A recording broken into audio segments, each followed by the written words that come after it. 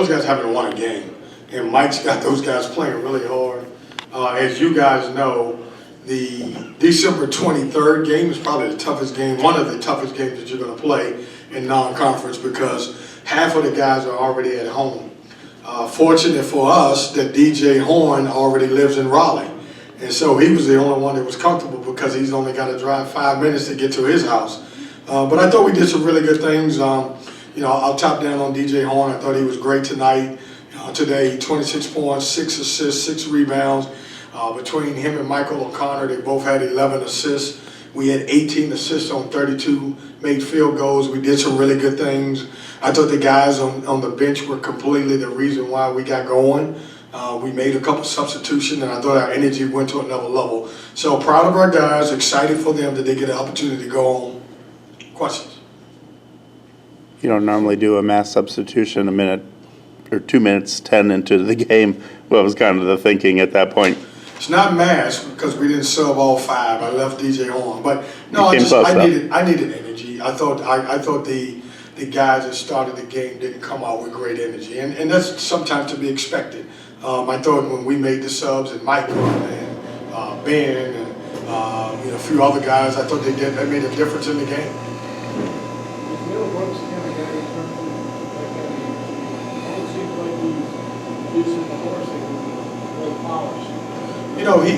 I tell you what, we haven't talked about him enough.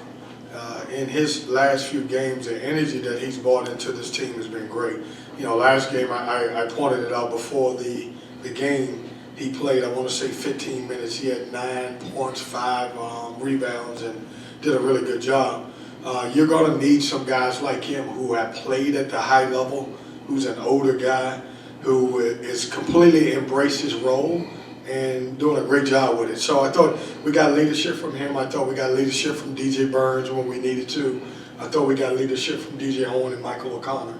And you're going to need some of those older guys. I talked about at halftime leading a guy like Dennis Parker, who's a freshman. What can you do to lead those guys? I mean, there's a little bit of an art to being a high-post screener there and being in the right position. He seems like he's got pretty good technique. Yeah, Chip, he knows how to play. Just good basketball. He can, we can throw him the ball at the top of the key. He can set screens and roll. He's a big-time three-point shooter because he made his first three-point shot last game. So he's starting to get that. Hey, after he made that three-point shot, I don't think he missed a three-pointer yesterday in practice. I was like, man, we got to get him another one. It didn't present itself today. I guess we've asked you this question before. Do you almost have too many players on this team? I don't think any coach in the country is going to ever tell you that he's got. No, I don't have too many players. I got a lot of guys who, are starting to buy into a role. Tonight, the minutes were today. I keep saying tonight, but the minutes were kind of like I want them.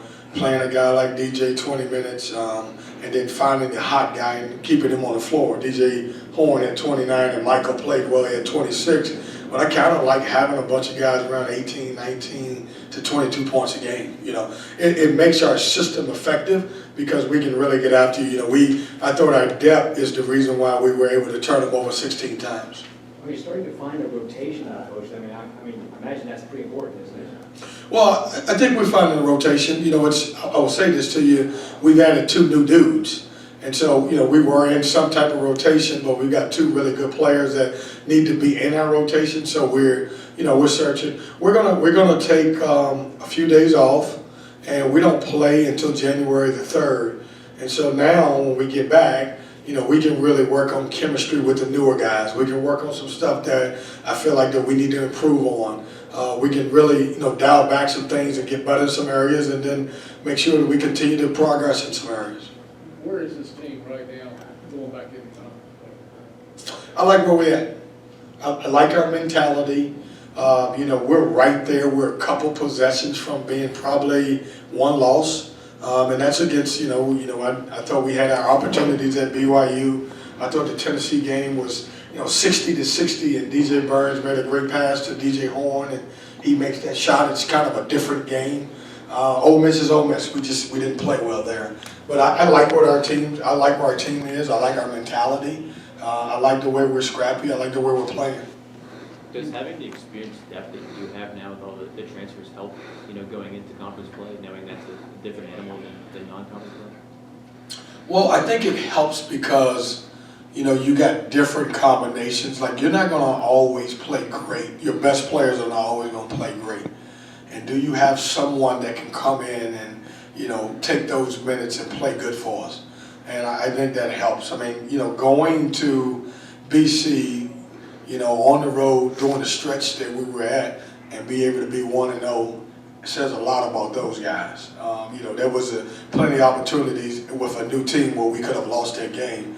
And I think because of our depth, we had some guys who played well in that game. It seemed like there were times last year, and you mentioned it often, that Marcel and some of the key guys didn't play well. That's when you really struggled. Even today, coming off a good game, Marcel, well, he got doing a little bit in the second half, but he wasn't a big factor in the game. But you got other guys that you can ease into the lineup and get them the points.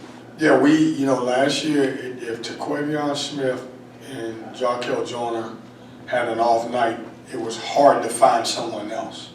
We're not having that problem early in our season because we got guys who can come in and contribute. I'm excited about our team. The message that I told these guys before they go home is I want them to understand, one of the true meanings of Christmas. I know everybody's going to want, great gifts. And I'm sure they're going to get a lot of great gifts. But I want our guys here in this program to be able to pour into someone. Grab a little cousin, grab a little young man, and help them. I also want them to spend a little time with, that family member that's so proud of them and prays about them every night. Doesn't get an opportunity to see them much on TV. Maybe going through something that they may not even share, but pour into that person and just try to give put a smile on their face. I don't want them to go home and just hang out with their friends and, hang out with their girlfriends and all that other stuff. I want them to be, great ambassadors for their family and great ambassadors for NC State basketball. I think that goes a long way. So I will tell you guys the same thing that I told those guys. Let's never take this stuff for granted. I want you to, spend some time with your family. When I get off this podium, I'm going to race to my car. And I'm going to drive to Virginia and spend a lot of time, as much time as I can with my mom and dad and love on them and kiss them. And you should do the same thing. And if you don't get one gift, you already got a gift of life. So enjoy that part of it. So God bless everybody and Merry Christmas to you guys.